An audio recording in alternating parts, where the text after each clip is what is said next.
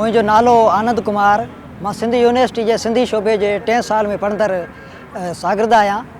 जो शेख अयाज़ के मेले में जो से मां पंहिंजो ही नज़म लिखियल हो, जो शेख अयाज़ ऐं नारायण श्याम के भेटा तौर लिखियो। नारायण श्याम भी शेख अयाज़ के साॻी दौर जो से शायर थी गुज़रियो आहे, त इन्हनि ॿिन्हिनि खे गॾिजी तौर भेटा तो जो नज़म ॾिनो आहे उहो पेश कयां थो। सिंधड़ी तुंहिंजी मिटी मान जी मां निकिता ॿ इंसान।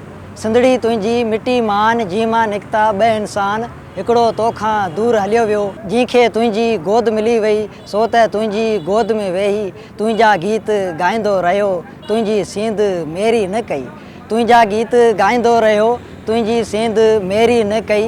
तोला ॻाढ़ो रत रुनो, तोला केॾी ॾात छॾे वियो, सिंधड़ी जी हिकु ज़ात छॾे वियो। ॿियो जो तोखां दूर हलियो वियो, ॿियो जो तोखां दूर हलियो वियो, दूर रही बि दूर न थियो हू। हुन बि तुंहिंजा गीत ॻाता पे, हुन बि तुंहिंजा दर्द पाता पे, हुन बि तोखे कोन विसारियो, आदि असुर तोखे पुकारियो। तोला ॾुख अयाज़ रुनो हो, तोला ॾुख श्याम रुनो हो। हिकिड़ो तोला सिज आहे जे, ॿियो बि तोला चंड आहे ॼण। बेवस हिकिड़ो ॿिज पोखियो हो, जी मां फुटा ॿ बलवान। सिंधड़ी तुंहिंजी मिटी मान जी मां निकिता ॿ इंसान। सिंधड़ी तुंहिंजा सपूत साहिर सिंधड़ी, जंहिंखे आनंद कीअं विसारे।